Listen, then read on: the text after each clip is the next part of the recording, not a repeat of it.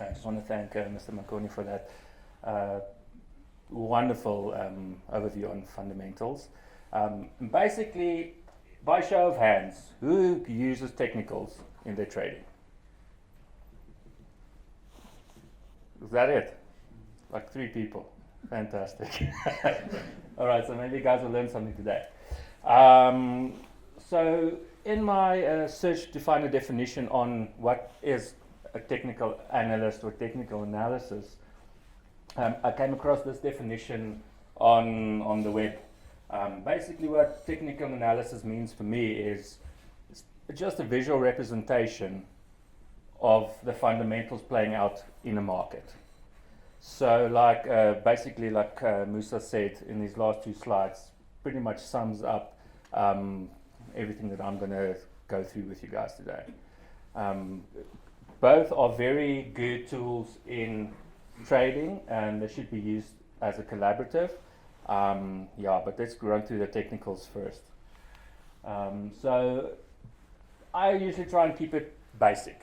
I say stick to the basics, don't overcomplicate things, and surely you'll survive the volatile market currently. So the basic technical tools that I look at are trend lines, price patterns, and indicators. Now, trend lines are one of the most important tools that I use. It's a simple tool. It will obviously give you an indication if a stock or an index is an uptrend or in a downtrend or in a trading range. So one of the basic and important things that you guys should remember is when a stock or an index is in an uptrend, you should always buy the dips. Always keep that in mind. When a stock or an index is in a downtrend, you want to sell the rallies or short the market then. Right, so don't try and pick a bottom and ride it all the way to the top because you're probably going to get burned at the end of the day. Alright, another one that I also like to use is the trading range. So trading range is usually after a market has been in an uptrend, it will go through a consolidation phase, which is the trading range. And when that happens, it will give you an indication of something might happen. So either fundamentals are going to start playing out and you can go either long or short because there will be a breakout from this range in some point in time. Okay. And obviously for new guys, when you start drawing lines and getting creative and going absolutely nuts, this is what our charts usually look like. Alright.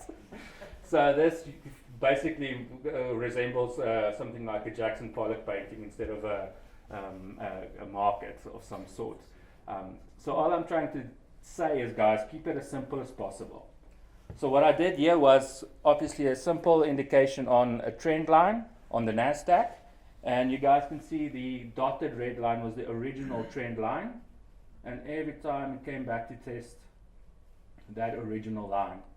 And at some stage it started to consolidate, obviously forming a price pattern which is a double top, and after that we saw the breakdown lower. Alright, so keep it simple, 1 or 2 lines to give you an indication of what the price action is going to be. Okay. These are very good indications, like Moose said, on price patterns and the infamous head and shoulders. These patterns are basically in any market, from stocks to indices, commodities, and these are just representations of fundamentals within that market. And at some stage it will start playing out and will give us as traders an opportunity to get into the market and to get out of the market. Alright. And obviously technical indicators. Guys, there are like a string of these things. Hundreds of them. And usually like new guys as well, is we want to have the edge. We want to add as many indicators on our charts, add as many technical lines on our charts, and that's just probably going to just confuse you like this. And this is basically that I got from the internet. This is actually someone's layout. Alright. So they're probably just going to confuse themselves and try and stay away from this. Alright. Cool. Okay, so basically I'm going to take you through a couple of things that I use. It's brought me some success last year within equities, and it's basic things. I use trend lines, a MACD as my indicator, and a MACD is a very simplified but very useful tool that you guys can use in trading. So a MACD will give you, literally will give you entry points, or when to buy the stock, when those two moving averages cross, and when to get out of the market. Simple, right? Not overcomplicated, very easy to use. And you can build on this system within your own trading plan or whatever. But this is a very good simplified way of getting in and out of the market. Also, what the MACD is very useful for is to give you divergence within the market. So here we can see obviously stock is in a downtrend, getting divergence in the MACD, and that's obviously the crossover, the breakout, and you want to be long this market. Very simple, right? Not overcomplicated. Okay, excellent. So basically I'm going to go through an edge, trading edge. What is a trading edge? We obviously hear this term being thrown around quite a lot. I still don't know what it is, to be honest. I think if you have an edge, it just gives you a bit of a differential between you and the next guy at the end of the day. But that edge will be determined on your style, your system. It will be different to everyone else's. All right. So in a trading edge for me is definitely to combine fundamental analysis with technicals. I mean, at this point in time with the market being so volatile, you would actually be doing yourself an injustice just to use technicals at the end of the day, or just to use fundamentals at the end of the day. I mean, we have all of these tools to our disposal, use it, and that will ultimately give you an edge over the next person who's just pro-technical or just pro-fundamentals, right? So some of the strategies that I think you guys should maybe just investigate, have a look at, is obviously things called pairs trading analysis. Safe haven plays are very much topical at the moment. Well, I'll take you through some of that now. So basically what pair trading is you want to know what the technical outlook and the fundamental outlook is within a sector.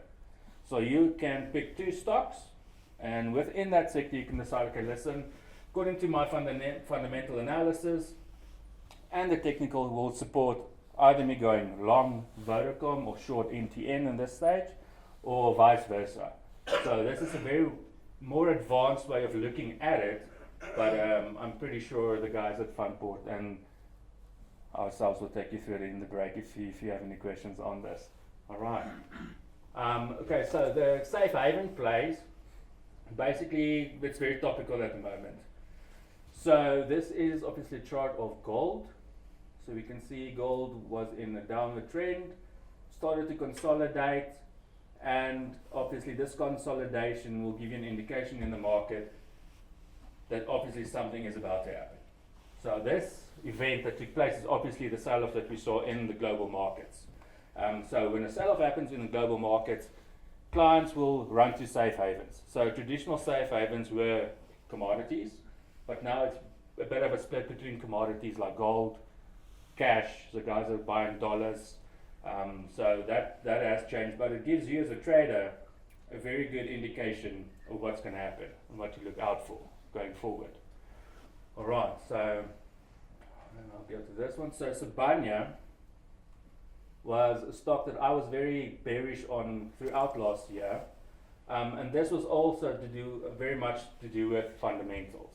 So the company was in corporate actions. We had issues with production, there were issues with deaths at mines, so the picture wasn't very great. All right, and that we can obviously see within this downward trend.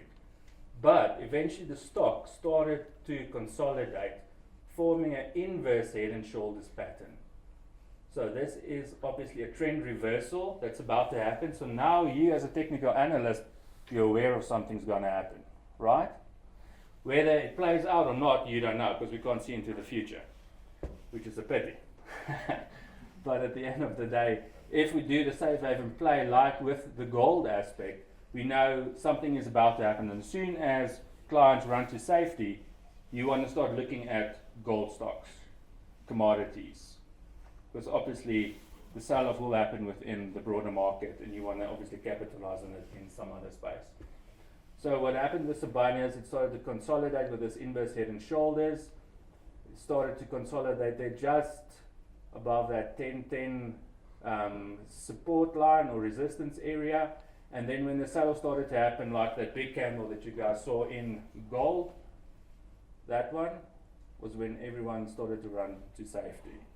And this was basically a trade note that we put out on Sibanye before that whole consolidation and breakout. So this is, as a technical analyst, you want to look at something like this and be prepared for the event that something happens, like with gold safe haven play. So this was just, obviously, I started to preempt that it might go down a little bit and then break out higher, but like Murphy's Law would have it, it triggered my trade and it gave me sleepless nights for a couple of days.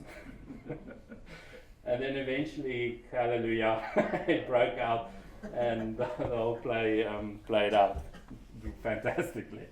Yeah, so these are like basics, guys. I didn't use a lot of indicators. There weren't a lot of lines drawn, basic stuff. Alright, so we don't have to use a lot of add-ons to have a successful trade at the end of the day. This is obviously a bigger picture of that breakout.